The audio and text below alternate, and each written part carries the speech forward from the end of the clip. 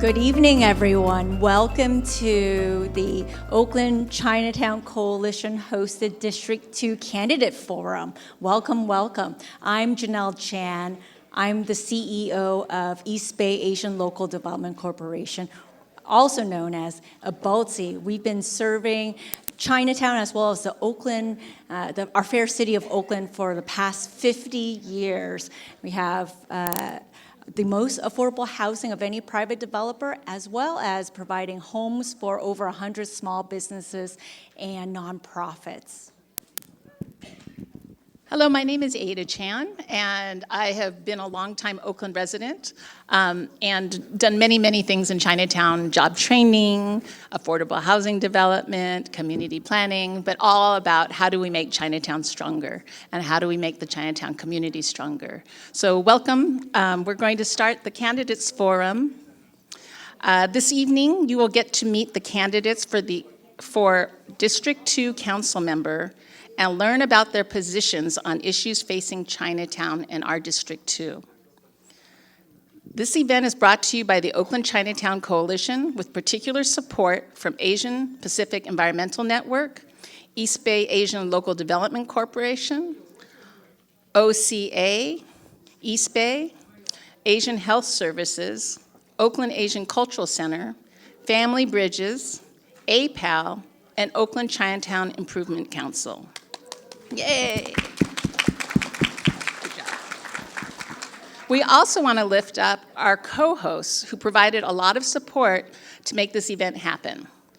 Oakland Rising, AAPIs for Civic Empowerment, ARTogether, Mental Health Association for Chinese Communities, Oakland Chinatown Chamber of Commerce, Chinese American Citizens Alliance, East Bay Asian Youth Center, and the League of Women Voters. The Oakland Chinatown Coalition was founded in 2003 as a community-driven alliance advocating for a vibrant Chinatown. What began as a movement for pedestrian and traffic safety has evolved into a broad-based coalition committed to ensuring Chinatown's future as an inclusive, multi-generational, and culturally rich neighborhood. OCC represents a diverse network of residents, small businesses, and organizations collectively working to address key challenges such as public safety, affordable housing, economic stability, community health, and adequate open space. As a vital hub for both the local community and the broader Bay Area, Chinatown plays a crucial role in Oakland's economic and cultural recovery. Home to over 4,400 residents, predominantly immigrants, this neighborhood is a regional anchor for small businesses and community services. However, a median household income is less than $25,000. OCC stands at the forefront of advocating for equitable policies, leveraging partnerships, and amplifying community voices to ensure Chinatown remains a thriving part of Oakland's future. Tonight, as we engage with candidates, we urge a focus on leadership and policies that will support Chinatown's long-term stability and vibrancy. So what are the responsibilities of a council member? The City Council sets goals and priorities for the city. The council approves the city budget, adopts laws to help the city serve its community members, and appoints members to various boards and commissions. The 8-member City Council is made up of 1 representative from each of the 7 districts and 1 at-large member. Typically, a council member will serve for 4 years. Because this is a special election, the elected council member will serve the remaining term until 2026. Who does the council candidate represent? D2 surrounds the eastern and southern parts of Lake Merritt and extends beyond at 12th Broadway at 12th Street to roughly 23rd Avenue, and from Oakland Estuary to Piedmont border to encompass Chinatown, East Lake, San Antonio, and Grand Lake neighborhoods. Ground rules for the forum. Now I'm talking to them. The event is being translated simultaneously into Cantonese, Mandarin, and Vietnamese. The translators must watch and listen to the proceedings and instantly repeat what they hear in language. Please speak slowly and clearly so the translators can do their job. Each candidate will have 1 minute and 30 seconds to introduce themselves. Candidates will be asked 6 questions about issues that are important to Chinatown. Candidates are expected to address the audience in response to the questions, as this is not a debate between candidates. So they'll be talking to you, not to each other, right? The candidates will take turns going first. Timekeepers will make sure that each candidate has the same amount of time to answer. And our moderators will signal when time is up. And your mics may be silenced if you don't stop. Appropriate measures such as the suspension of microphone privileges will be taken to prevent any speech or behavior that is disrespectful or not in accordance with the values of this community. This is a neutral forum for the discussion of ideas. That means that the candidates and their supporters are not to pass out or display or wear any campaign material or badges during this forum. Because of limited time, please hold your applause until the end of each segment. Right. Now we can move on to the introduction of our candidates. Each candidate have drawn out numbers to say which order in which they're going to introduce themselves. And right now, the first person to... Okay. The first candidate to introduce herself is Ms. Paula F.L. Thomas, Commercial Property Manager. Hi, I'm Paula Thomas, and I'm running for City Council because I have a vision for Oakland that's a lot different than what I've been seeing. With everything that happened with the last mayor and what's been going on, I just feel like we need to see some integrity in the City Council again, and so I'm here to make sure that, you know, I can represent the city, and especially District 2, in the best possible way. I was born and raised in District 2. I graduated from Skyline High School, went to San Francisco State, had an opportunity to own a radio station in Sacramento, California, became the #1 station in the market. I was able to get the license. Took 10 years to get that license, and I was able to build and operate the station and sell it for a multi-million-dollar profit. So I feel like with my business background and everything that's going on here in Oakland, we need to start generating income. That's why the city is running out of money, because they're not finding ways to generate income. They are making money off of parking tickets and meters. That makes no sense at all. They've got 26 departments and no Department of Commerce. So I'm here to bring business to Oakland, bigger, smaller, just more businesses. We need more business in Oakland. Thank you. Next candidate is Ms. Charlene Wang, Civil Rights Advisor. 大家好，我的名字是王夏玲，我正在竞选 Oakland 的议员，因为我要保护你们，我要帮你们。Okay, I get emotional actually when I think about Chinatown, because this is the community that I'm really here to fight for when it comes to District 2 and this council. I remember, because I was raised in Oakland's Chinatown on the weekends.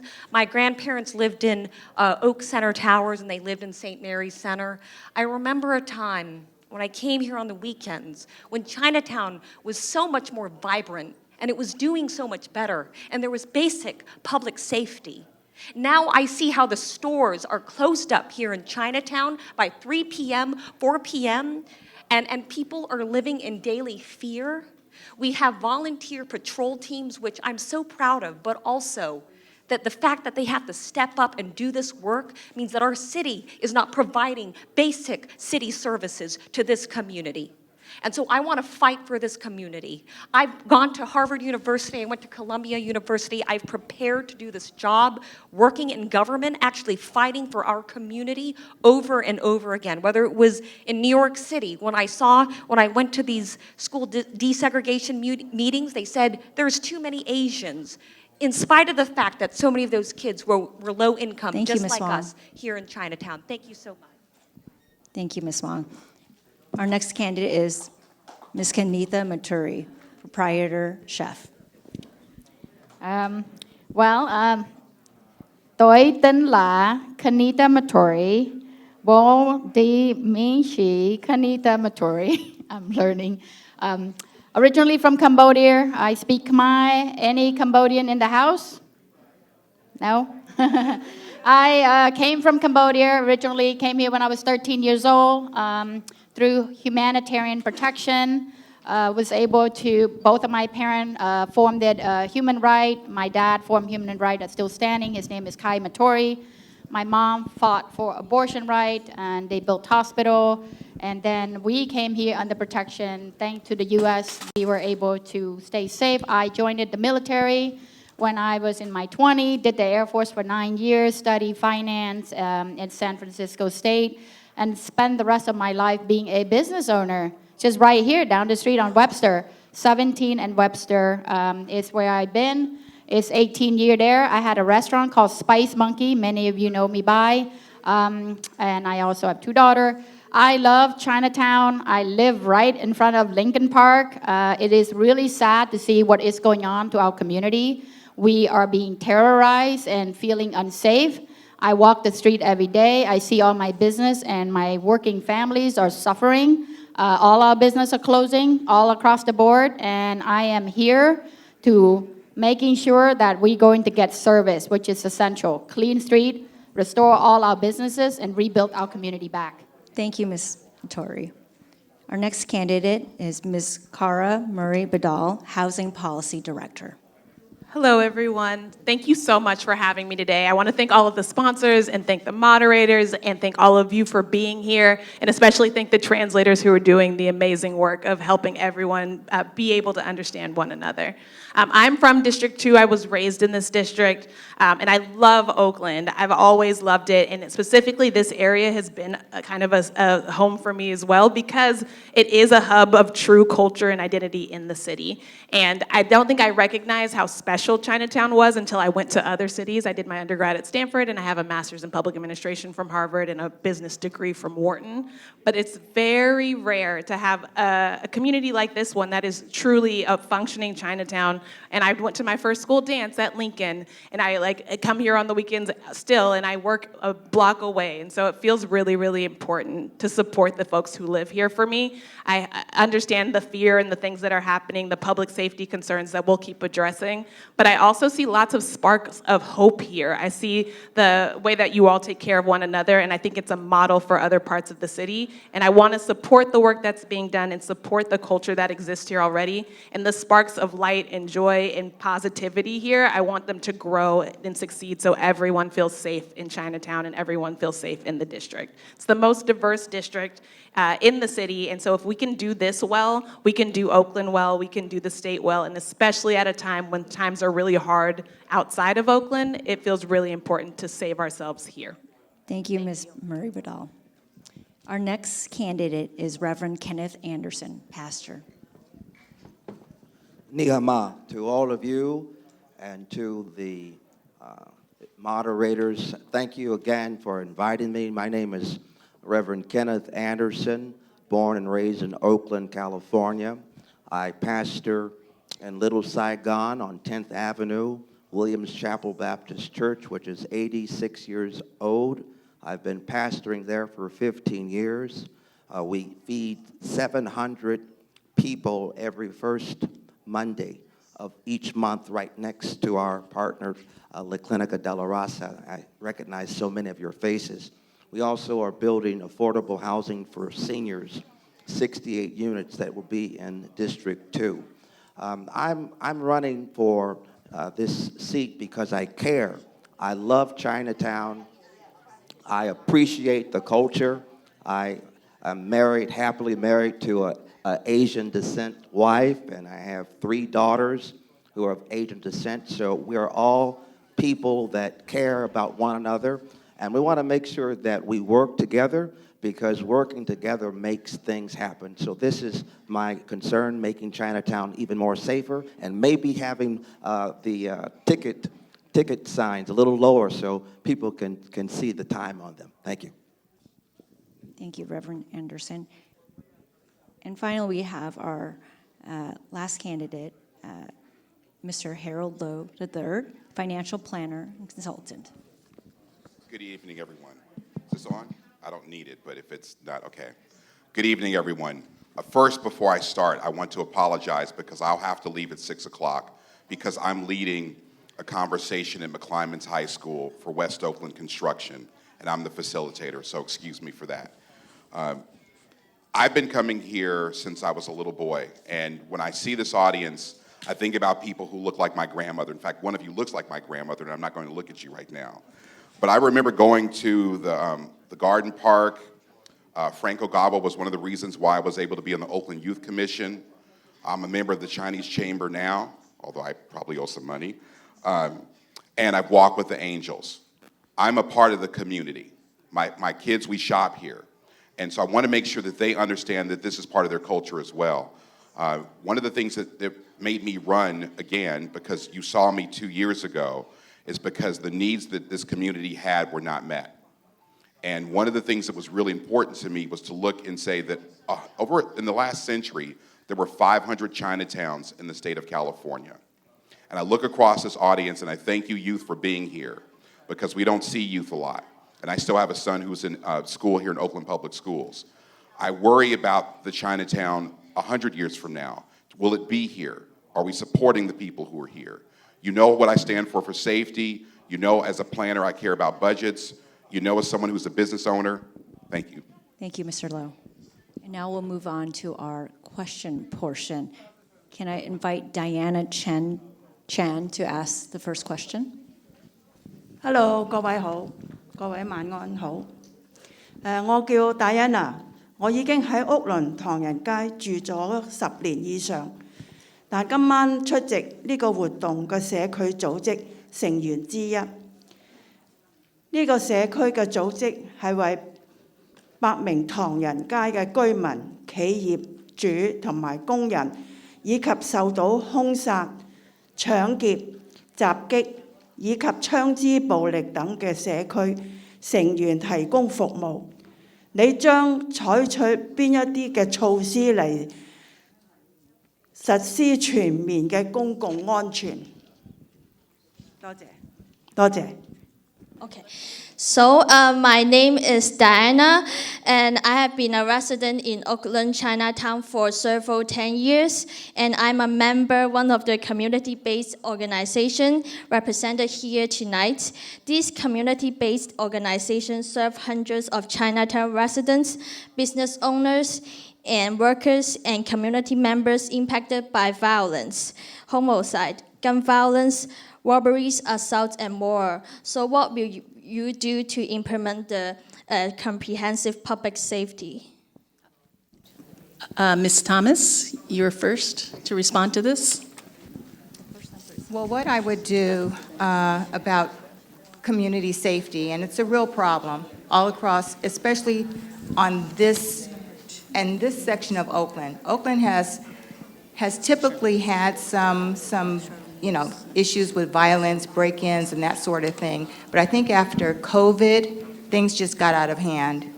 And it just hasn't been good. But I think what's happening now with the new police chief is that violent crimes have come down. It's in the newspaper that violent crimes have come down, but break-ins and that sort of thing, that's still a problem. So what I would do is meet with the police chief and find out what is his, and also with the community here, and find out what are your ideas about what this police should be doing.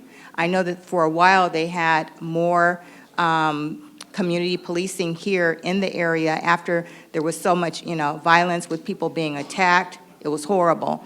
And that's one of the reasons why the last district attorney was recalled, because she was not taking care of the problems that we're handling here, that we were having with violence here in this community. So I think it's horrible when any community has to deal with, you know, people who are aggressive and violent for no reason, you know, just attacking people. It makes no sense. And since you're a vital part of this community, I would do everything that I could to stay in touch with the police department, make sure that we're having community policing, that I'm meeting with the community advisory councils in this community, and that people are feeling safe, because safety is number one. Everyone must feel safe, especially in Oakland. Thank you. Hi, yeah. Public safety is my top priority. Unfortunately, Oakland's Chinatown has made national news for being the epicenter of anti-Asian hate crimes. I myself, when I moved here, someone immediately screamed "Jap" at me. I actually had someone deliberately run their car at me in the streets and film me.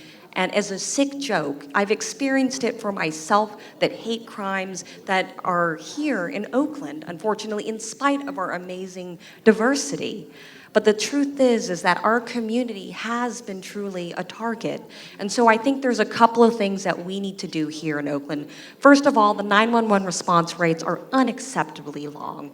You call 911, it takes over an hour in some months for a priority one phone call to be answered. We need to hire more officers. We really do. We are below at dangerously understaffed at the police department. The other thing we need to do is we do have really important work being carried out by our community patrol teams. This is a lot of work. Every day, people are patrolling our neighborhoods, but we need to bring in support with grant funding. I'm committing to have my office work with the community patrol teams to bring in as much grant funding as we can in order to help fund the patrol teams that do the important work of addressing the lower level of violence, to make sure that there's a presence every day, and that we can provide longer coverage, longer hours, because sometimes we can't rely just on the police, right? But the police are absolutely part of the solution, and that's exactly why I'm running, because I have been very frustrated with the City of Oakland and the fact that we cannot acknowledge right now that we have the 4th highest violent crime per officer ratio in the nation. That does not make a sustainable public safety system. So I want to change that. So this is my proposal when it comes to public safety. Thank you so much. Ms. Matoury? This is a great question. It's very dear to my heart because I've been a victim as a business owner. I have a car drive into my store. I've been robbed 4 times last year. We are afraid to report right now because we don't have insurance. As you know, some of you might experience, you have to get insurance from the state because regular private insurance doesn't insure business anymore. So when my dad died back in July of 2023, I decided to run because nothing is working here. And I am very frustrated, and I want to get in there and advocate for public safety, because we travel from different countries to seek opportunity and to seek safety. Without safety, we simply don't have a town. My vision is to build a city for an 8-year-old and an 80-year-old, where they all feel comfortable, and if that's the case, we'll have a thriving and a cool town. Chinatown, I live here, and it's really sad that everything's closed at 4, and all my neighbors said there's no business. And we are very active now that they have beat, you know, all the senior walk together in their jacket, and it's really amazing how we need to kind of do that throughout the city of Oakland. So for me, it's definitely support the law enforcement to enforce law. Update all our technology to help being more effective and efficient. Staff correctly. If you don't have the staff, then you can't provide the service. Community policing, making sure that we support that. Everybody needs to connect with each other.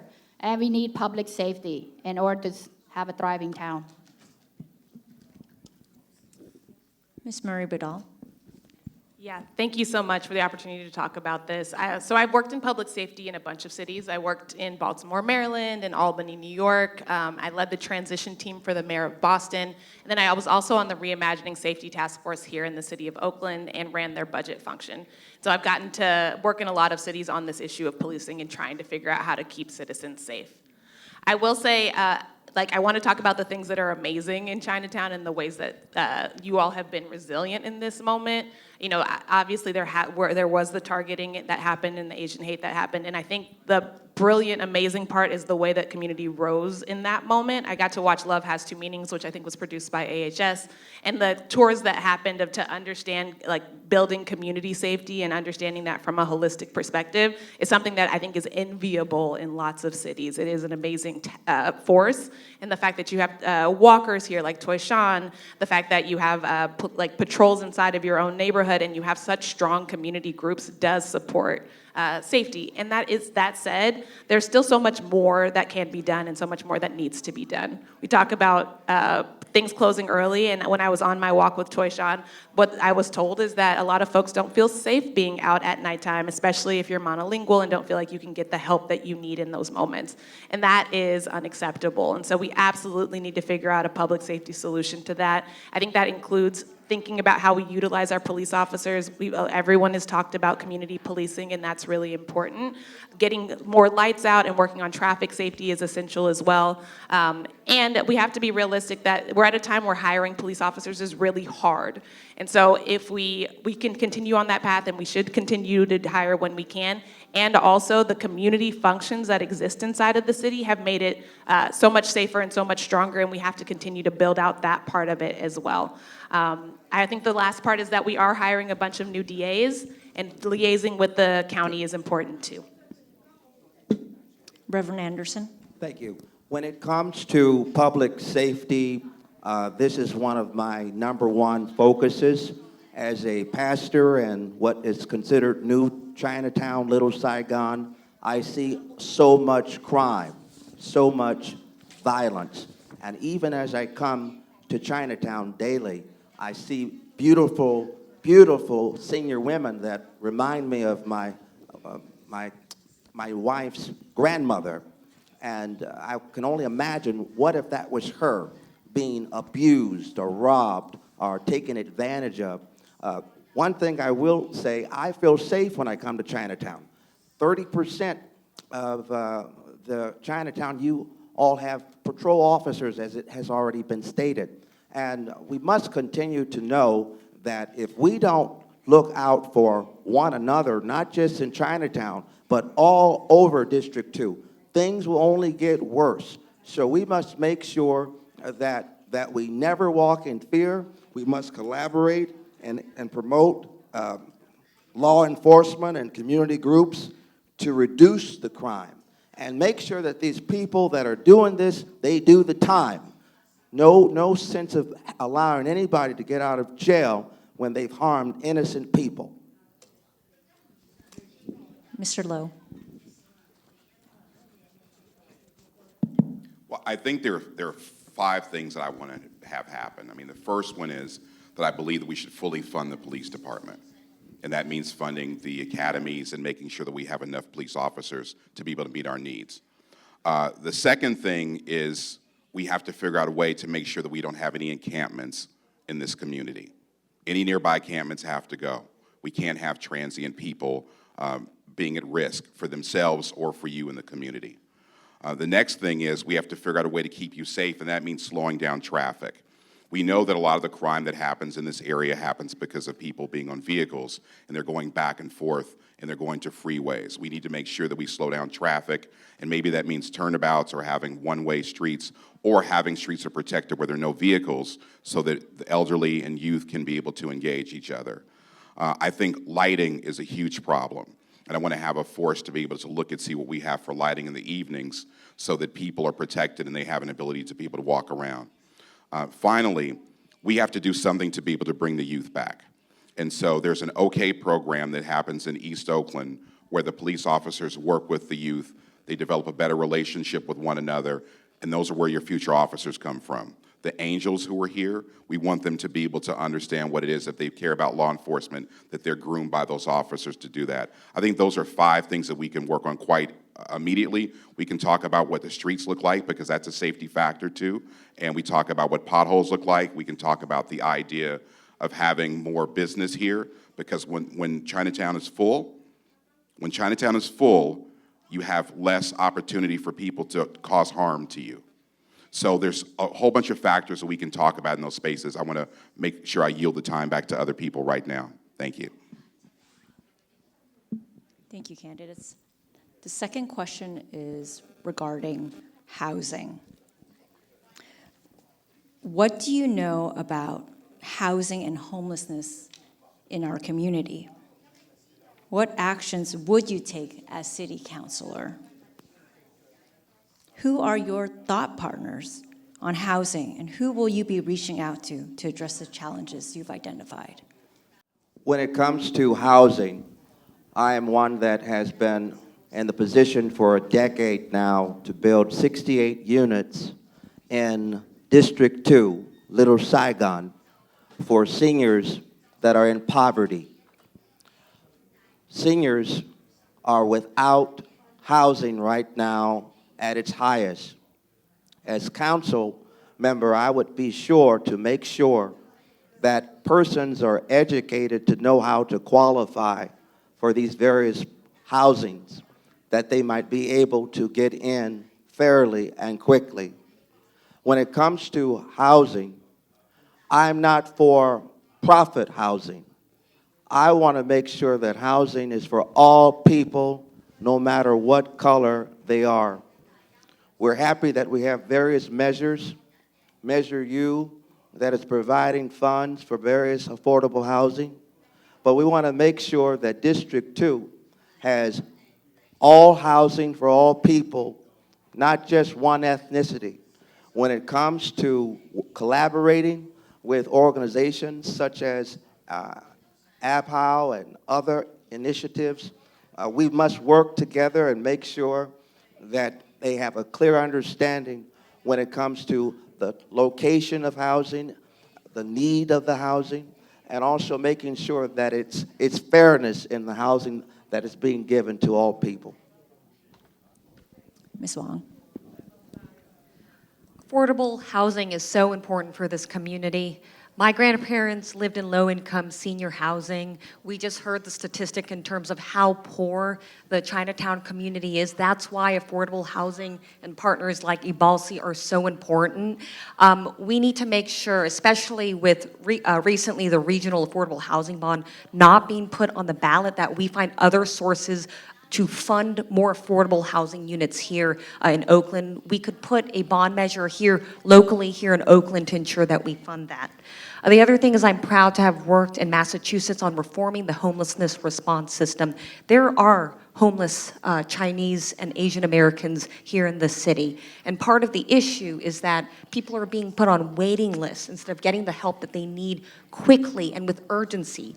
That's the work that I worked on in Massachusetts. It was given an award by Harvard University in recognition that this was innovative and taking people off the streets quickly into housing and with jobs to, for example, clean the blight, like pick up trash, clean up graffiti. There's opportunities to go galore to give people jobs and turn around their lives here in Oakland.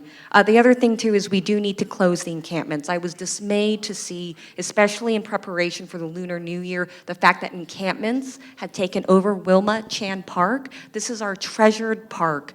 Let's treat it with the gift that it is, but we really need to focus the attention at the very top level of our city heads. It needs to be made a priority for them, because right now the way that the encampments are being closed down across the city is prioritizing based off of when a homicide has occurred in them. To me, that is a very passive way of thinking about how to close down these encampments. Let's be more proactive, go out to these encampments and make sure that we get these folks into housing and services with the urgency that this problem deserves. Thank you so much. Ms. Matoury. Yeah, so with the unhoused, it's really alarming with what I learned. Just someone who joined the campaign last year. I deal with a lot of mentally ill and homeless because I have a market down the street and a grocery store. They always wander inside, and some of them, would take change out of the fountain or talk to themselves or losing their mind. It is really hard to see because that's someone's sister, brother, mother's son. It's crazy. So for me, housing, we definitely need to built more. Of course, there's a lot of great partners like Family Bridge, EBALDC, and there's a handful more that's built affordable housing. But I do believe that we need to, as a council, I will advocate for and legislate anything that would build faster, open for more competition, speedy permit, because if you guys are business owner, it's very complicated to conduct business in the city of Oakland. It take me 2.5 years to build a grocery store. Forget the housing. Grocery store, $500,000. Right now, as a small builder myself, it's $1,000 a square foot to build. It's not affordable. By the time you're done, the affordable unit is $1 million.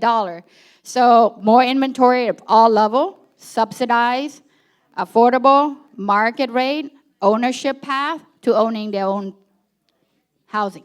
That's what I think we need to work on. And it's, as a rich country as this place, we should be able to have this solution solved. I mean, I don't understand why it's so, $7.2 million was allocated to clean up the encampment. What happened there? Why is we are growing more? It's just like the more I learn, the more I'm just mind-blowing with the situation. Ms. Murray-Badal. So my day-to-day job is working in housing affordability, and so this issue is really close to my heart. I think specifically when we talk about Chinatown, because I think the question was about in this community, I think preservation is a huge portion of it. Obviously, there are lots of folks who've been living here and living in units for a long time, and those units aren't being well cared for and preserved. There are national funds, at least right now, that are specifically dedicated to preservation, and utilizing those funds and making sure that our seniors are well taken care of feels extremely essential. There's also the need to build affordable housing, and there actually are some funds coming in for this. I think Measure U was mentioned. Measure W is also a vacant property tax that might bring in as much as like $500 million for affordable housing funds. And my job is really about figuring out how to make those dollars go further, how to do mixed income units so that we have people from all different income levels, and how some of our market rate units can help subsidize affordable housing so that we can build even more housing and take care of people here. And then, of course, the problem of homelessness is extremely important. And I think we need to acknowledge that homelessness looks a bunch of different ways. And we talk about folks who are recently homeless. It's actually much easier to keep people in their homes than it is to try to rescue them from homelessness, even if they are newly homeless. And so I think the city has a big role in building stability for folks who are like one paycheck away from losing their housing because of a health crisis or a car crisis or a medical or like a food crisis. We have to build those kind of systems into the city. And there are innovative solutions that are happening around the country that are trying to build stability in so people can stay inside of their homes and don't lose their housing. So we can exit people from homelessness without entering new people in. I did want to just talk really quickly about the Oak Street cabins, which were here. And I think that's a great tale about how things can go well and how they can go badly. Because when you have someone who really understands the community of unhoused folks and how to serve them, you can get them housed quickly. But when we have transitional housing instead of permanent supportive housing, we sometimes lose the opportunity to get people into their houses, and that's important too. So more permanent supportive housing. Thank you.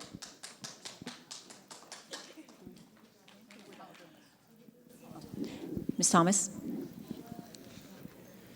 Thank you for the question. Yeah, housing is a really big problem, and it's a big problem across the United States. Here in Oakland, in different communities, it's a big problem, but it's a big problem everywhere. So I think that people are working on there are various organizations, especially over in San Francisco. They're building complexes now, 180 with 180 units for seniors within 8 months. Okay, now a lot of them, they're prefabbed, so some of the contractors and some of the union people are not really for it, but they're getting them up. They need to perfect that because they have had some problems, but I think it's wonderful that they can now build housing a lot faster. And I think with housing, what we want to do is start with people who are unhoused. People living in their vehicles. They tell you, people when they're living in their vehicles or trailers, that's the best time to reach them and get them into housing. Once we get those people housed, then we can get the trailers and the trash and the broken down cars and all this stuff just out of here, right? Then you work on the people who are, living on the streets. And the people who don't live here, who are not from this area, they're not from Oakland, you send them to their families. That's what San Francisco is doing. Send them back, send them home to their families. And then the ones that we have to, that we can send social workers in to help them, we want to have units for them to be in. So I think there's a way that we can get housing in a lot quicker, and we can, absorb people, and we should have housing apartments for all different levels. Housing should be a human right. We should be providing housing for all of our citizens. Thank you. I'll try to be brief. I think, so I have a 10-point plan to help revitalize Chinatown, and having a housing advisory group is part of that plan. One of the things that's really important is that you want your kids to come back. You want your grandkids to come back. You've done really well by protecting them. They go to great schools. They graduate. They don't want to work for the business anymore. They want to become doctors and not store owners, but you need them back in the community. When we talk about the Chinatowns across the state, we're experiencing the same thing, but this is the hub for the East Bay. And the way that we bring people back to make sure, by the way, Chinatown is declining. The Chinese population is not keeping pace with everybody growing in Oakland. So to make sure that we have people coming back, we want to make sure that we're building Chinatown again. And the way that we do that is we have mixed-use housing, because some of you want swimming pools, some of you want to be able to have internet. And by the way, 70% of the people who live in Chinatown, last time I ran, had no access to internet. So that's why it's important to have mixed-use housing and not just have low-income housing. You need to have the benefits that other people get. So we want to bring people back by having affordable housing with mixed-use housing, with housing that will support families. That has to happen. We also want to make sure that we have an ability to be able to work with other people to make that happen in, like I said, groups like EBAYC, NAACP, BWAPA, those folks that want to be able to help, and looking at this as being an enterprise zone to be able to make that happen. I do think that for housing, we also have to look at the homeless or the unhoused position. I told you a couple of years ago, and I have not wavered, I think that we should be utilizing old spaces that we have for the county, and we should be utilizing the old jail. There's room to be able, if we do it right, we can have services for them to be able to rehabilitate themselves, but we also have room for 1,200 people. Thank you. Thank you, Mr. Lowe. Our next question is from a resident, Lily Zhu.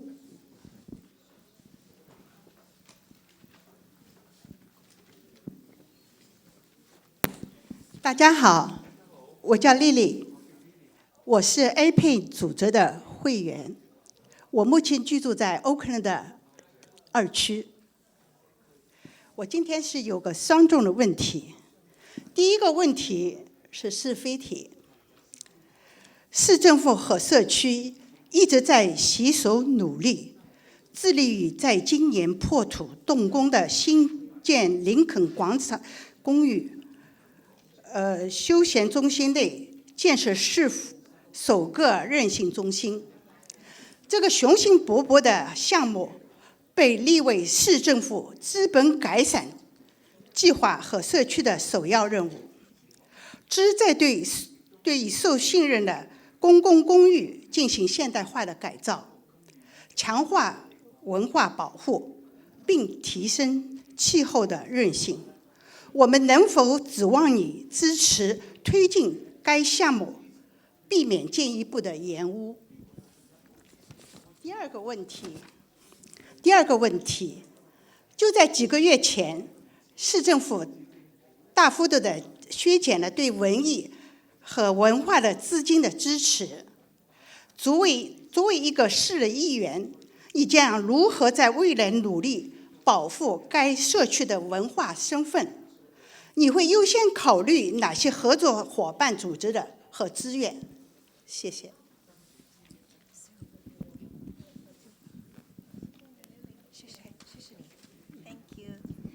Hi, good evening, candidates. My name is Lily, and I'm a long-time resident in Oakland, Chinatown. And now my question is a yes or no question. The City and community have been working together on the ambitious goal of building the city's first resiliency center as part of the new recreation center at Lincoln Square Park set to break ground this year.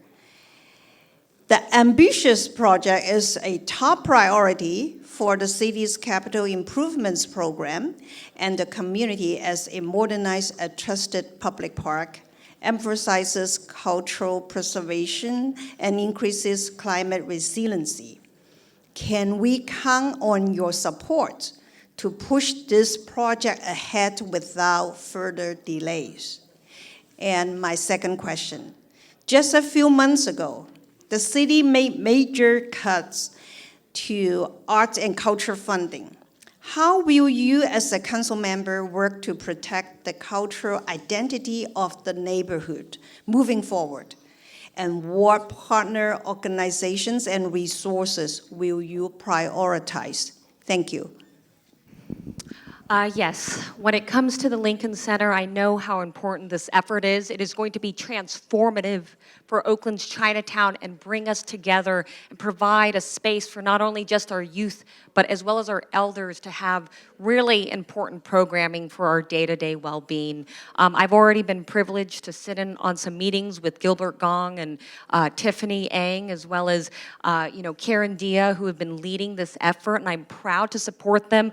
I'm also someone with my day job, I work at EPA, and that resiliency grant, that is something that is being funded by the federal government. I have the know-how, given the uncertainty during this Trump administration, to navigate that process to make sure that that funding is going to remain and will not be at risk. And in addition to that federal grant, we're going to need to bring in additional funding from private sources to make sure that all the operational needs, the programs, the arts, the Tai Chi, the things like that that will be provided can be funded, not just the capital improvement side of things. And then the other question was around major cuts to the arts. So one of the things that I'd like to do, because we are facing a budget deficit and I don't want to make false promises that I can't keep, is the fact that when it comes to our critical arts and funding, I will be using my office holder account to ensure that we contract with somebody to ensure that we can provide more grant funding to work with organizations like OACC to bring in that grant that will fund so many of the important things that we need. The arts to me is so critical to the preservation and the resilience of this community, and I have the capacity, especially as someone who helps communities apply to grants in my day-to-day job, to ensure that we can continue to preserve that funding here in Oakland. And beyond just grants too, we also, I'm interested, and I'm out of time, so I will leave with that. Thank you so much. Ms. Murray-Badal. Yes. It's hard because that question was prefaced on cuts, but it actually makes me so excited to get to talk about culture in Chinatown. So first things first, I absolutely support the Lincoln Resiliency Hub, and I'm really excited about the possibilities there. The former council person, along with a lot of community groups, worked really hard to make that funding available, and I'm super excited for it to break ground next fall. Beyond that, when talking about arts and culture, I think we talked about before, this is an actual working Chinatown, and the culture of this space is extremely important. The fact that there is a library directly below us that is an access point to help other people learn about Chinatown.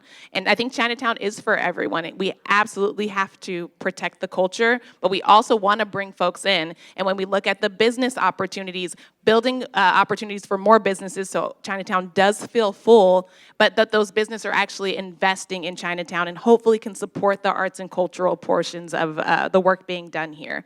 I think the other interesting thing about the Lincoln Park preservation that's happening is that it means that Lincoln Park, which is the most used recreation center, will be sort of unavailable for a little bit, which is a little bit scary, but also an opportunity to hopefully strengthen some of our other areas like Wilma Chan Park or Lions Club or Family Bridges. And there's already this really cool thing that's happening with AHS and EBALDC in I didn't shout out EBALDC earlier, but the amazing work that they're doing, but to make EBALDC and AHS, and also like connecting that to the BART station and having that all be integrated. So I think there's really exciting opportunities, even with the cuts, around how to take care of culture.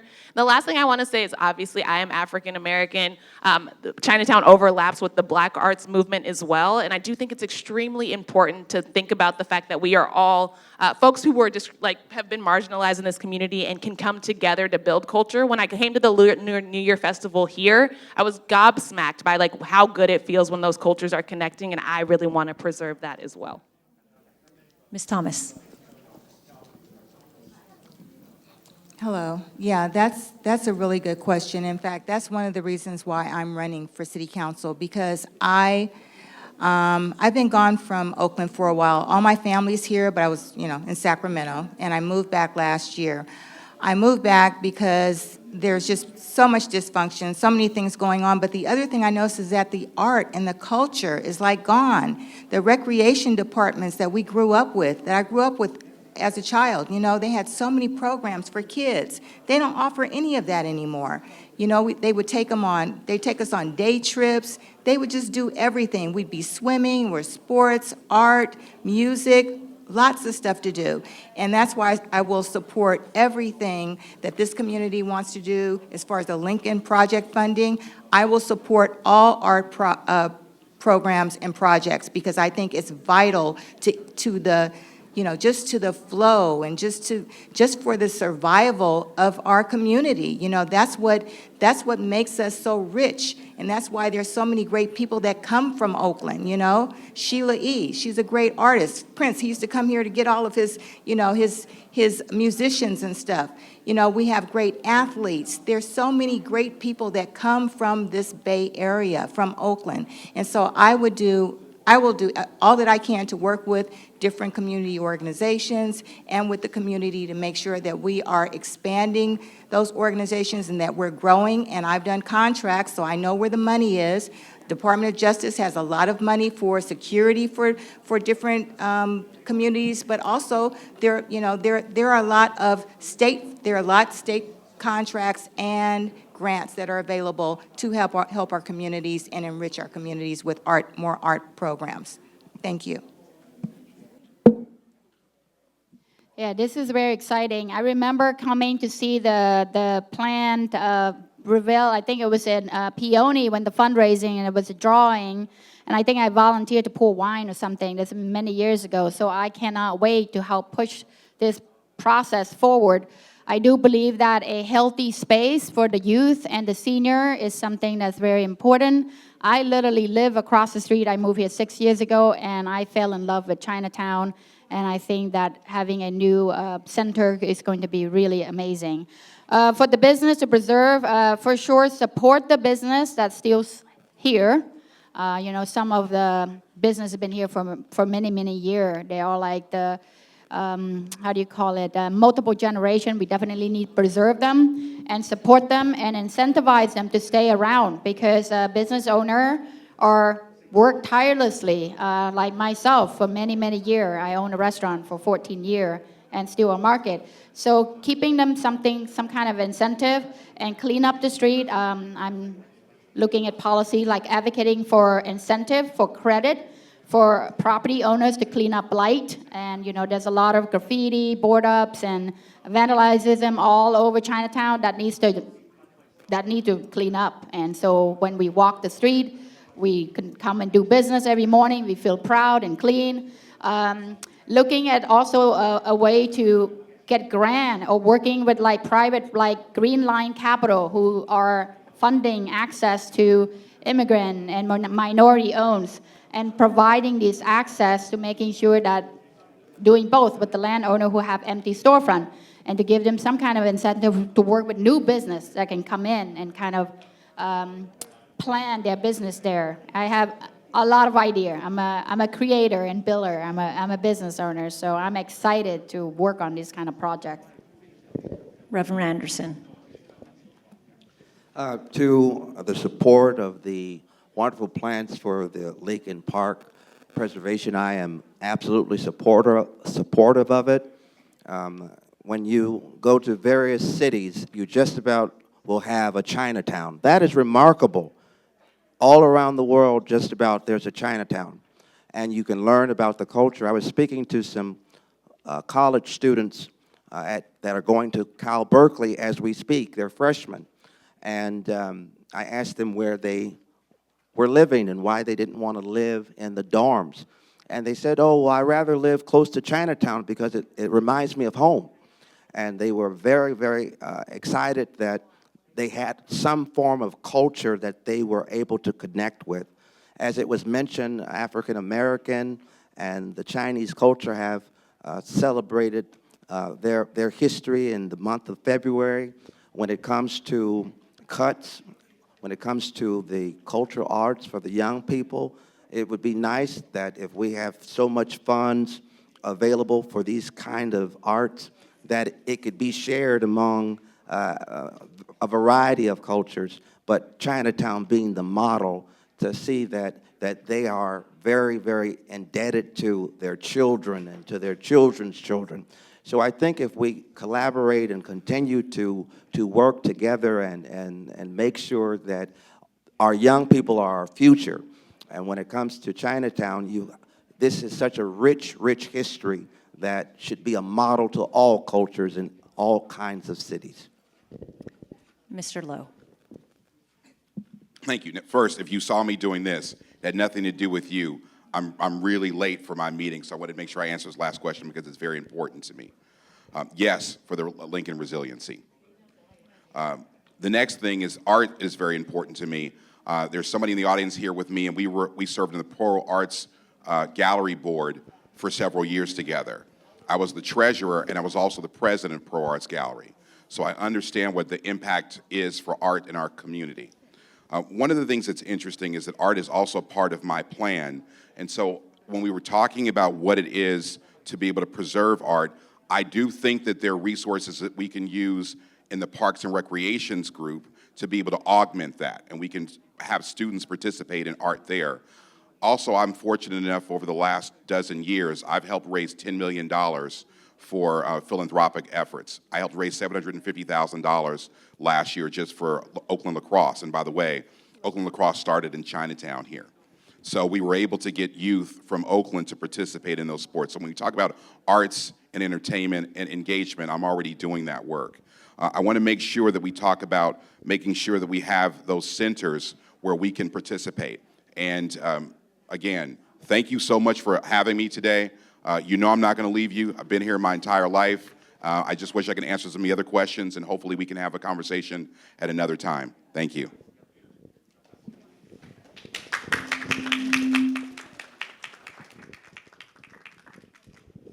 Hi, hello everyone. My name is Joao. I'm 16 years old. I'm an intern with APAL. And I'd like to talk to you about youth and mental health in Chinatown. So Chinatown has been long been a vibrant but undeserved community where youth face an increasing disconnect and a lack of accessible programs. So given the city's budget deficit, what steps will you take to expand mental health resources and youth engagement programs? And also, how will you ensure that the city staff are more responsive to Chinatown's needs? Thank you for that question. I appreciate it. I had the opportunity, I try to read, I don't know, a few papers every day.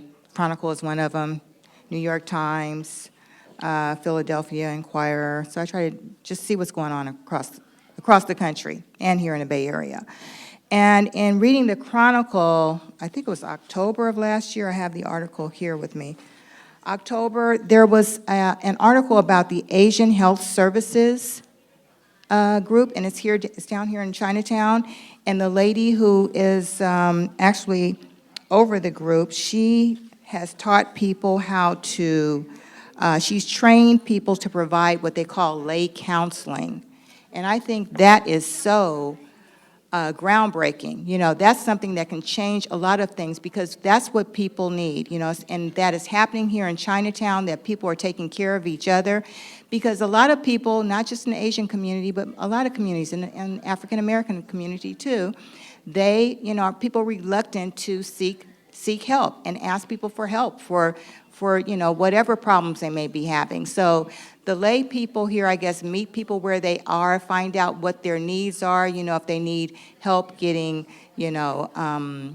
getting out, getting meals, going grocery shopping, or just someone to talk to. They're teaching those skills. And so I think it's really a great program, and it needs to be expanded across the city. I will definitely do all that I can to fight for mental health, because mental health, that's what's really disrupting our community. There are too many people unhoused with mental health issues. And once we get to the bottom of that, we'll be able to take care of so many other things. But, we have a lot of complex problems that are going to be, are going to need some serious effort from everyone. So I'm willing to put the time in Thank and you. work for it. Thank you. Ms. Matoury. Youth and mental and disconnect is a big thing. So for me, I have a preteen, a 12-year-old and a 15-year-old. They're both girl. They're mixed race. I was married to an Israeli for 20 years. I am from Cambodia, also grew up there, but also a mixed race. I'm a background Chinese, Vietnamese, Malaysian, Cambodian. So I grew up, with, again, mixed race. So dealing with identity, social problem, peer pressure, disconnect, it's something that I'm aware of, and I would support any service that's definitely for the youth, because the youth is our future, and it's very important to support the youth. They're going through a lot, and especially with the internet and everything else that's all happening. I see my children, when what happened in COVID, they literally, the only thing that they're connected to is their cell phones and social media, and they literally are raising our children. It's very scary, and there's a lot of mental ill and social depressions are happening. This is something that I am a very big advocate for, getting out, and I've been very blessed to run a very popular restaurant, and any giving hour of shift, we have 30 people because we have so many different services, and we employed so many different age bracket, everything from 17 to 65. With live music, catering, day-to-day operation, deli market.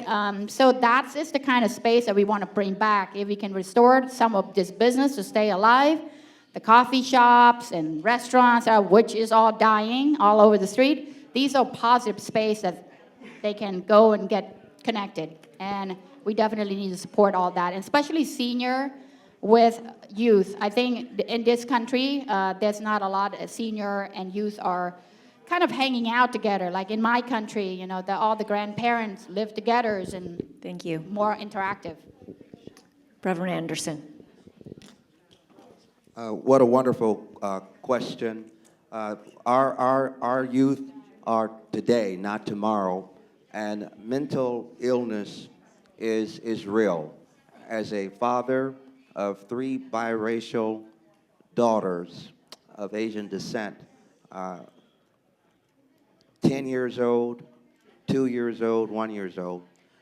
One has autism, and she requires a lot of activity. I'm happy that there are resources here within Chinatown, as well as Alameda County, that has 24/7 hotlines that they can communicate with specialized counselors.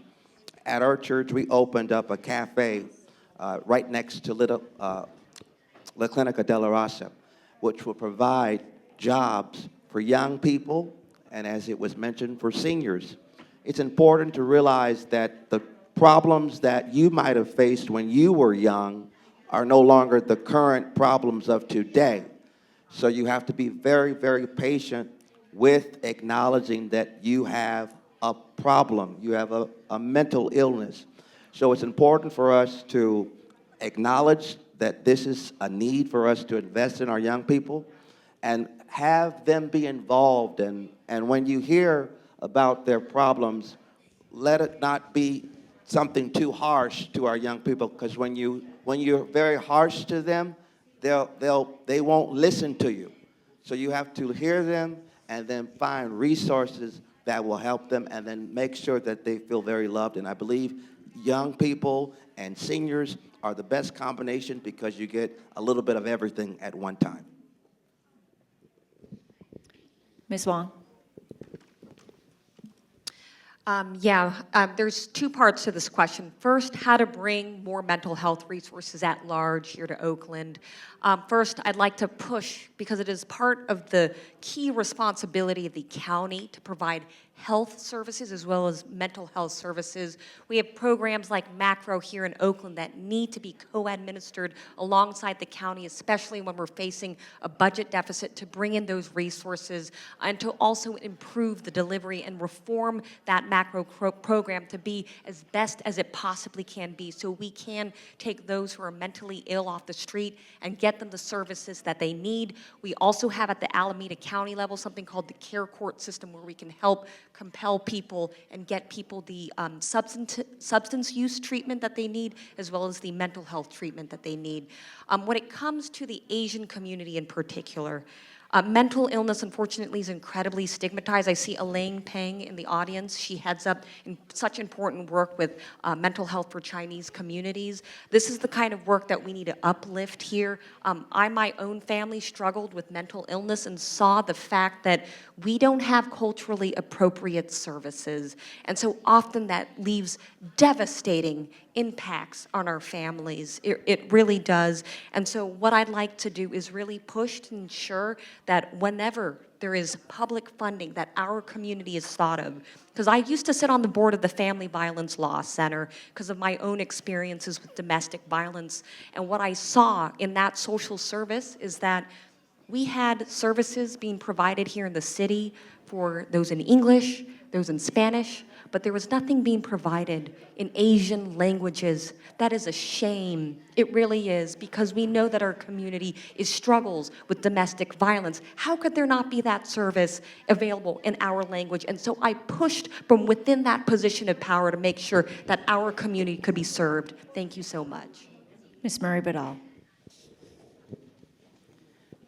I actually agree with what a lot of Charlene said there. I think specifically the county, or I will say Oakland, ends up serving a lot more folks than what it is funded for from the county. And one of the really good things about having the former city council person in this seat now on the Alameda County Board of Supervisors is I think there is someone there fighting to pull funds from the county into the City of Oakland. And particularly when it comes to Asian Health Services, which is an amazing organization that people want to come, especially like I think Asian American folks want to come to Oakland to seek out their health services because there are resource-specific services for that community. And so it's extremely important to make sure that that is funded well. I think it's great that people want to come to Oakland for that, and we should absolutely be getting funding that matches the amount of work that we do in that space.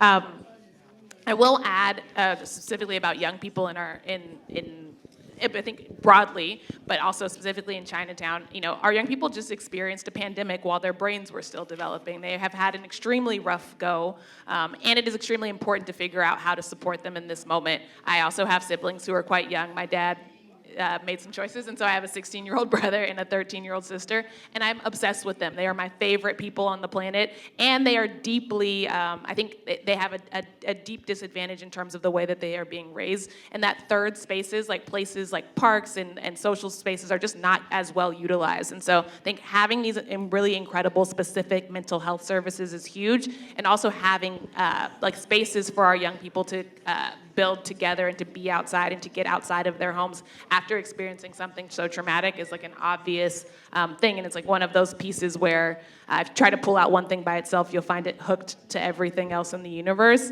And having public spaces and taking care of our city for our young people is essential as well. Thank you, candidates. Hello, candidates. My name is Stephanie Tran. I am the president of the Oakland Chinatown Chamber of Commerce. I'm also a resident of District 2 and a small business owners. So many Chinatown merchants are concerned with the city's budget deficit and the city's ability to provide resources to maintain a thriving business community. What policies and specific steps or plan will you implement in the next year to support small businesses in District 2, and how will they be funded?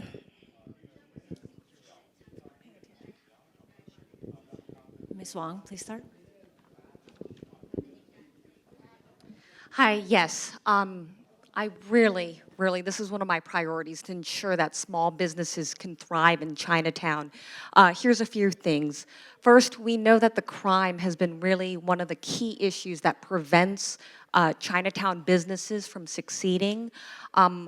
You know, I'm devastated, for example, when we hear stories about like the robbery of feng jewelry. And it costs thousands of dollars for businesses to be able to repair their storefronts, put in the necessary security apparatus to prevent these things from happening again. What I'd like to do is to actually work with philanthropic organizations like JP Morgan Chase, Wells Fargo. We have the California Endowment Foundation to make sure that we can stand up a Victims of Crime Small Business Fund to provide support to small businesses specifically who've been victimized by crime. The other thing is I'd like to look at ensuring that we can actually have lower taxes for new businesses in Chinatown in the very first year that they form. That way we can actually create more. We have a lot of vacant storefronts. I just see all the blight that is happening here in Oakland, in Oakland, Chinatown. Too many vacant storefronts. I want to incentivize more small businesses to start to proliferate here in Oakland.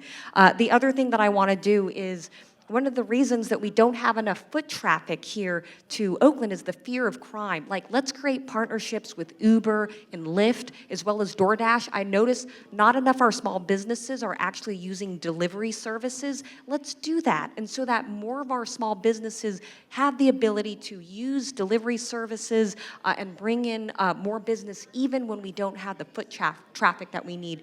And finally, what I really want to do, and I'm proud to say is part of my work of the Biden-Harris administration, that work is actually bringing $2 million here to repair the walkway between Jack London and Chinatown, and look at that.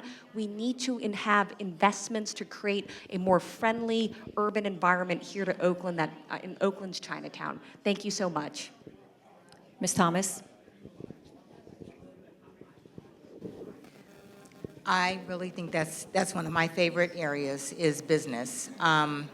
Being a person who's been involved in business and owned my own business and been very successful with it, I built, ran, and operated and sold a multi-million-dollar communications corporation in Sacramento, and now I'm back here in Oakland to really help the city start generating some income. There's some things that the city can do immediately that will start generating income here in Chinatown and in District 2. There are so many closed, blighted areas that the city owns, properties. Those properties should be available to the people in the community to just move in, get everything cleaned up, give them a 7-year lease, you know. Anyone with 3 to 5 years of business experience and great credit, let them move in. First year, no payments, right? Then you get graduated payments to start building out to build out and then build up your business. And while they're building it up, they don't make any payments. So after the end of the first year, or even 18 months, that's when they'll get graduated payments. But immediately they will start generating income once they open up, and tax revenue will start coming to the city, and that's what we need. Like I said, Oakland has 26 departments and no Department of Commerce. We need to get businesses here going, especially here in Chinatown. There's lots of money available for businesses, even with partners. We can partner with people in San Francisco.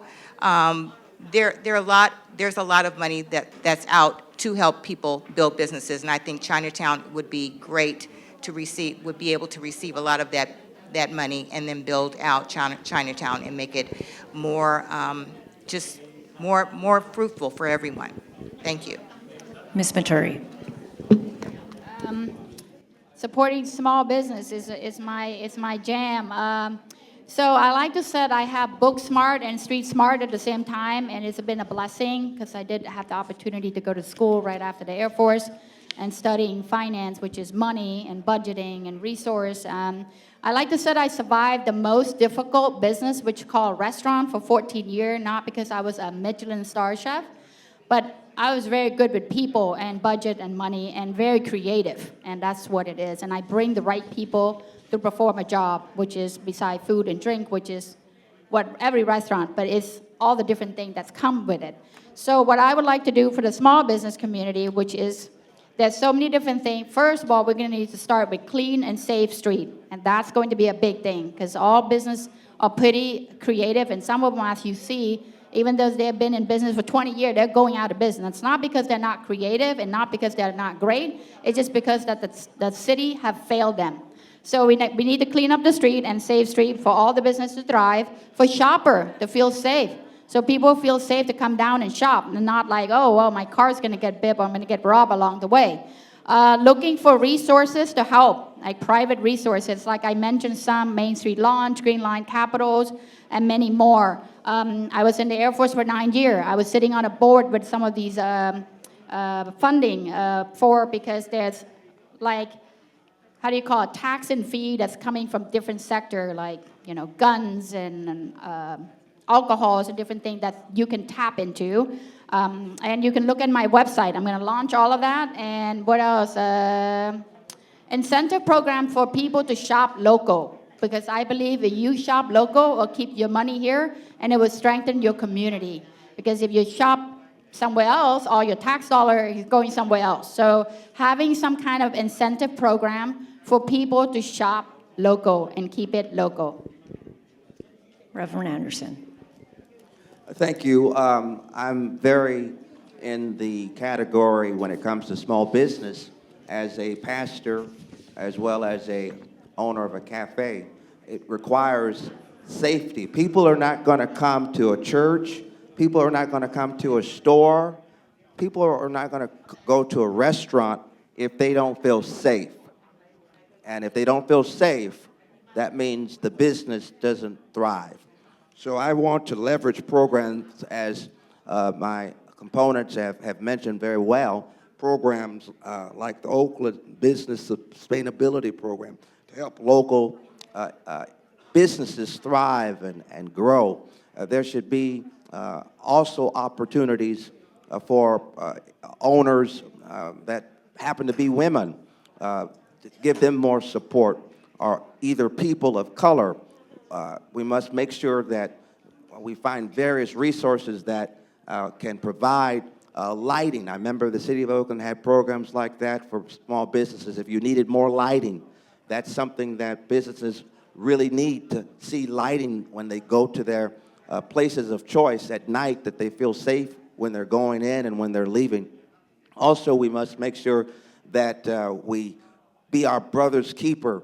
Various businesses are constantly getting robbed, and they're scared to even tell their insurance companies because they don't want anything, their policies to be dropped. So as City Council D2, I would be very supportive of small businesses because when the businesses thrive, the communities thrive. Ms. Murray-Badal. Yeah, okay, small businesses. So I think one of the major problems when it comes to supporting small businesses in Chinatown, I think, is that we have had grants come down for small businesses, and they disproportionately do not make it to Chinatown. They also don't make it to Fruitvale. Some of our cultural hubs are often left behind when we have small business grants. And so I think as a city council person, it's extremely, it is well within my purview, it is part of my job to support the cultural districts and specifically support Chinatown and making sure that they get the proportion of grants that they deserve. I think the other thing to think about in Chinatown is that commercial rents are really expensive. Obviously, Chinatown is right near downtown, but the services and the things that are sold here are often at a much lower price point than what exists in other parts of the city. And so having the commercial rent actually be right-sized for what is being sold and the amount of profits that are able to be made in the city is really, really important and something we haven't done. The other thing I'll mention is graffiti as a part of the problem. We talked about break-ins quite a bit, but a lot of store owners are experiencing graffiti on their storefronts. And right now the city can fine you for the graffiti on your storefront that obviously you had nothing to do with. And so I think figuring out supportive programming and working with the city to support business owners when graffiti happens instead of penalize them is really core to what needs to be done.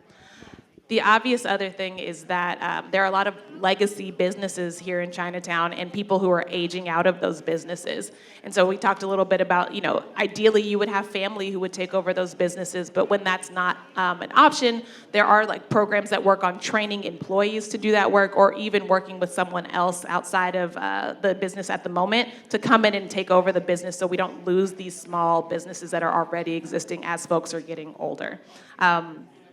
Yeah, and I think that maybe the last thing is there are some really cool things happening already when it comes to businesses. Like when I look at the Lantern Festival that happened in the evening right in this plaza, it's really exciting to see the possibilities of young people in the city, and we should support that.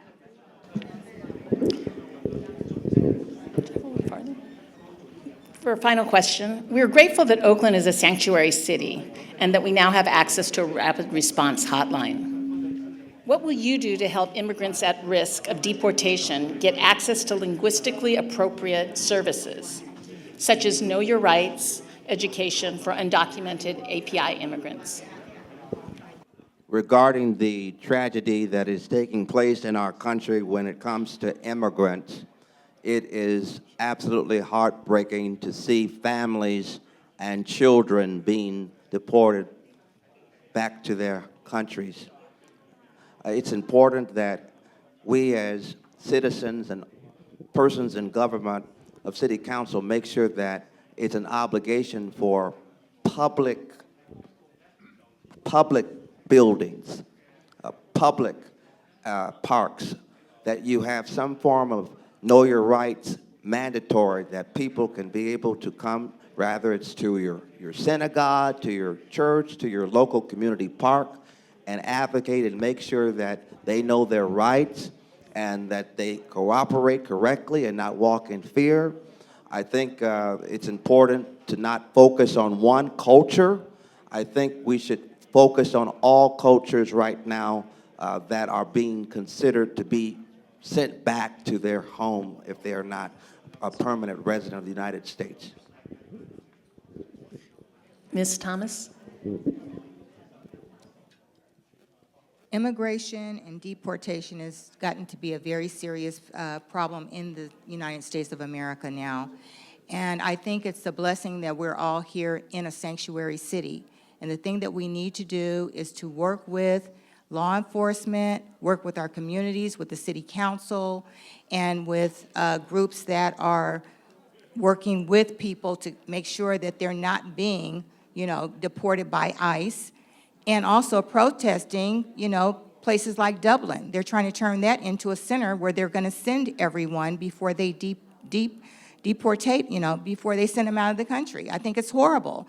So I think that we need to stand firm. The city council should put out a declaration and say that, we are a sanctuary city. We're standing strong with all of our immigrant families because we're all immigrants. I grew up here in Oakland. It's a melting pot. I grew up with, Chinese neighbors, Hispanic neighbors. During Christmas time, Barbara Padilla, her mother would fix tamales, and during Chinese New Year, we had Chinese neighbors, and they would, bring us all this fruit, these beautiful apples off their apple trees, and so we have so much richness in this community that we need to protect it. We need to protect each other and embrace one another and make sure that we're all watching out for each other and that no one is being deported from Oakland. Thank you. Ms. Murray-Badal? So when it comes to immigration, I think there's a few things. We already talked a little bit about the lack of translation, and I think there are just not as many resources for folks as there are Hispanic resources, and that is obviously something that is lacking in the city, and so working to get our services translated well for all of the different folks who might be affected by the new federal things that are coming down. Specifically ALC and El Centro and EBCLC, I know, do a lot of this work, and I think supporting them and continuing that work and making sure that things are translated is really important.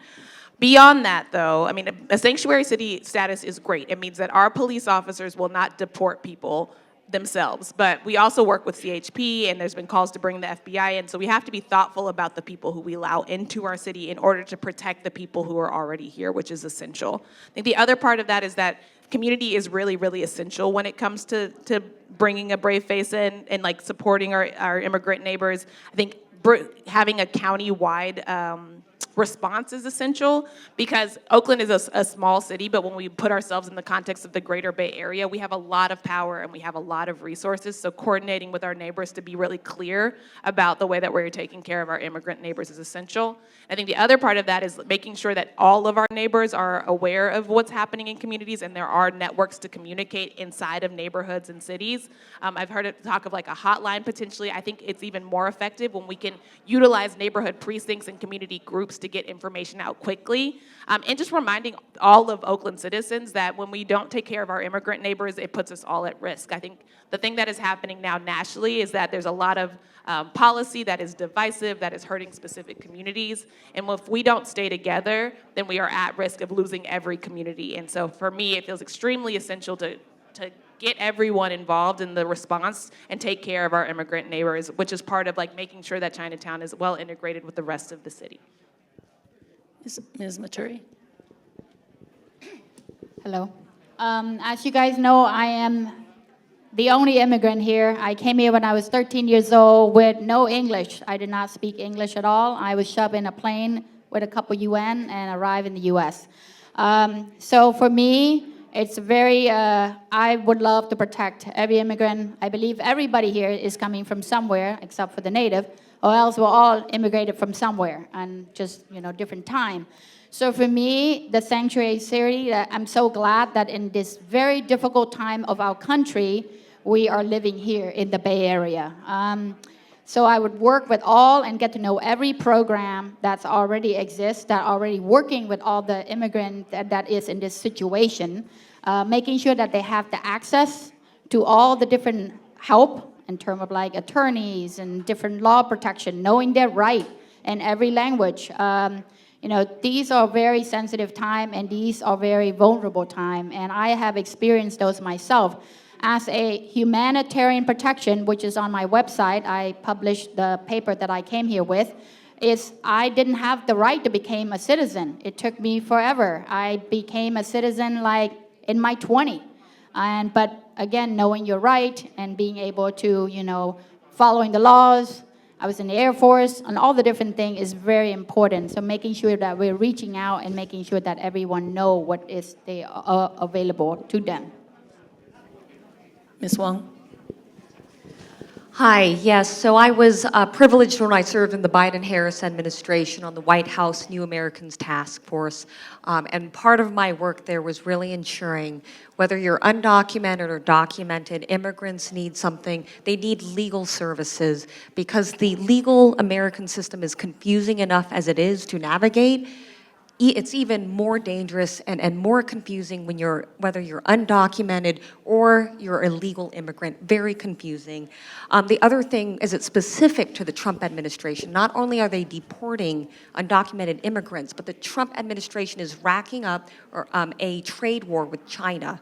And we know that the geopolitics of this administration put a target on this community. It really does, and so because of that, we really need to ensure that there's protections for this community. We've even seen in other states where legal immigrants no longer had the right to purchase land, no longer had the right to purchase a home.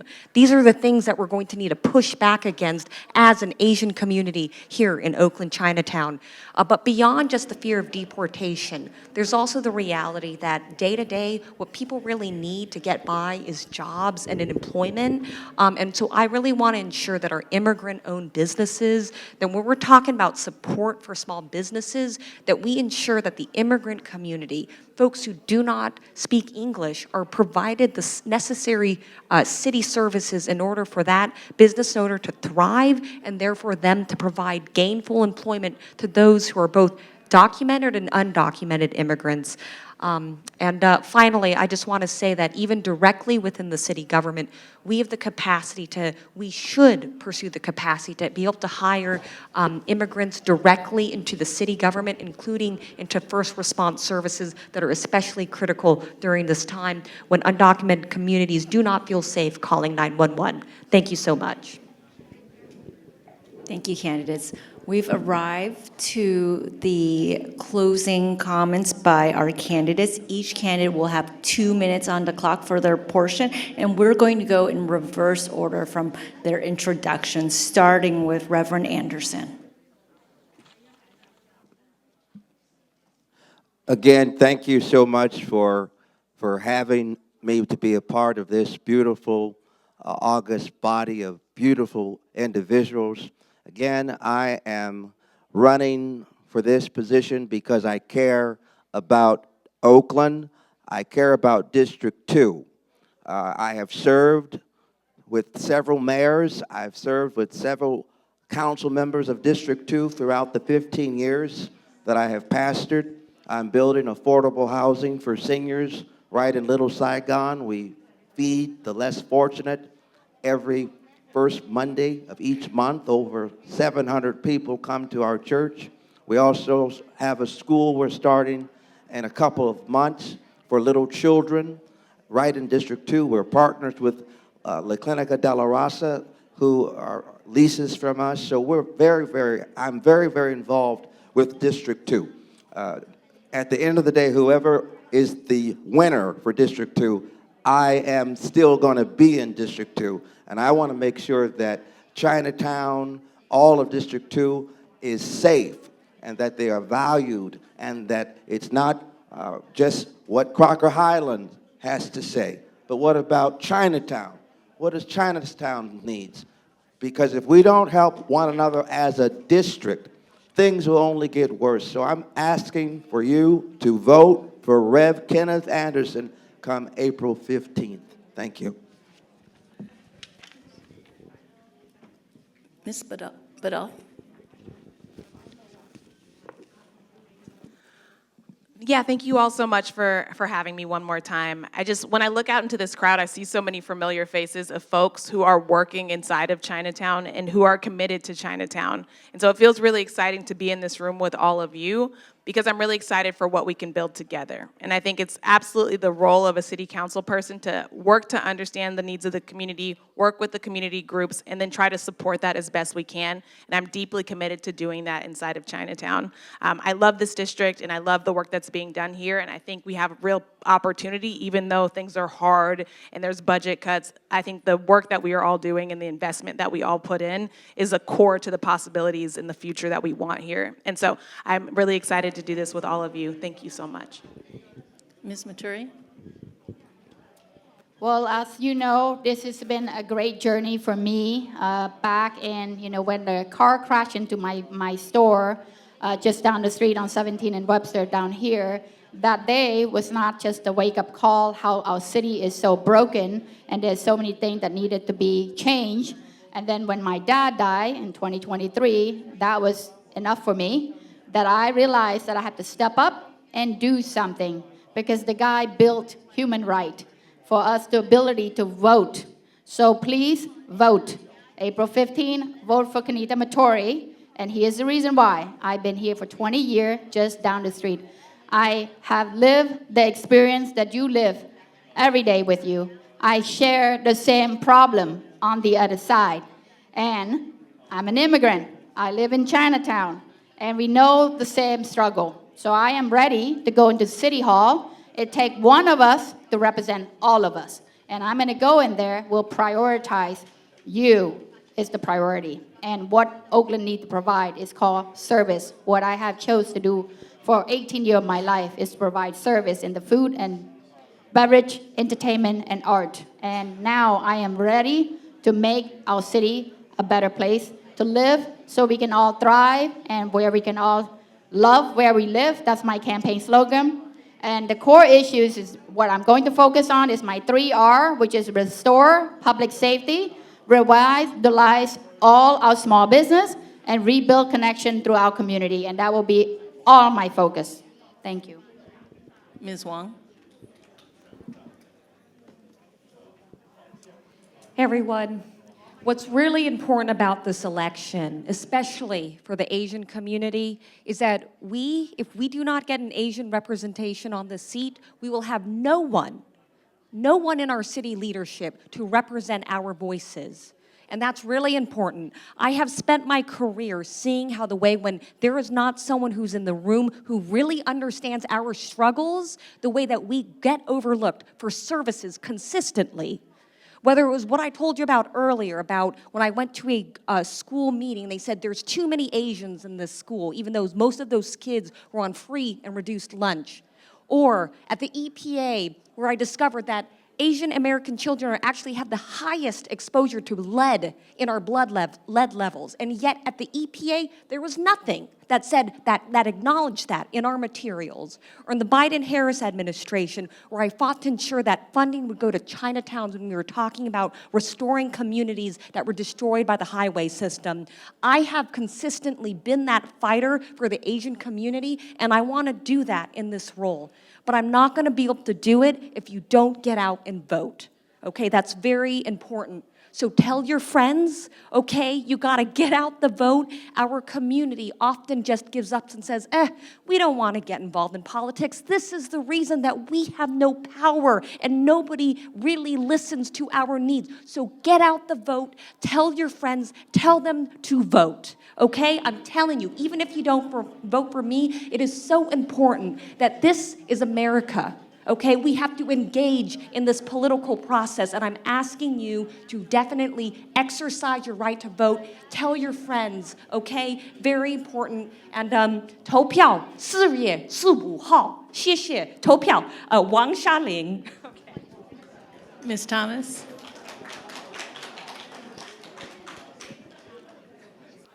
Okay, is it, okay.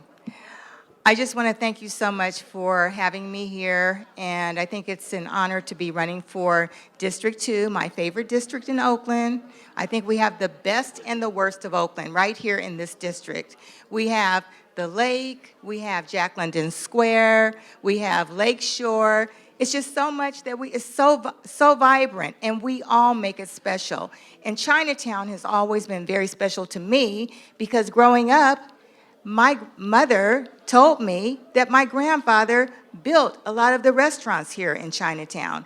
And when she was a little girl growing up, he would, the owners would invite him each week. At the end of the week, they not only paid him, but they would feed him and his family. So they would open the curtain, and all of, my mother and her brothers and sisters, and my older brothers and sisters, because I wasn't here yet, but and they would treat them to so much of the food that was just the best part of Chinatown. And so I grew up eating bean cake, okay? Bean cake with beef. That was one of my favorite foods.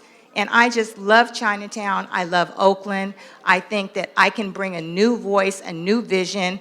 I've got a business background. I know how to turn this thing around right away. We should not be banking on parking fees to sustain Oakland. It's unsustainable. We need to get some good businesses in and start, revitalizing the businesses here. And I will do all I can to support this community. Thank you so much. So we want to thank all the candidates for sharing your actions that you'll be taking in important issues facing Chinatown. We wish you the best on your campaigns and as you run for District 2. For the members of the audience, we hope that coming here and getting to see everyone speak has made a difference and will inform your vote. So remember to vote for the District 2 candidate of your choice. All of the candidates have more materials outside, so when you go outside, make sure to pick up materials so you can think more about the candidate that you want to support. On behalf of our hosts and sponsors, thanks to all the candidates, our moderators, our translators, very good, yeah. OACC, our volunteers who made this event possible, and especially to all of you for showing up and showing the candidates how important they are to Chinatown, right? So thank you for your participation and participating, and go out and vote and participate in the democratic process. The ballots will be mailed out next week. So ballots will be mailed out next week. You can vote in person or by mail and put your ballot in the official county ballot drop box. You can cast your ballot at any time from now on until April 15th. Please make sure to take your headphones and return them if you haven't done so already. Thank you very much. Good night.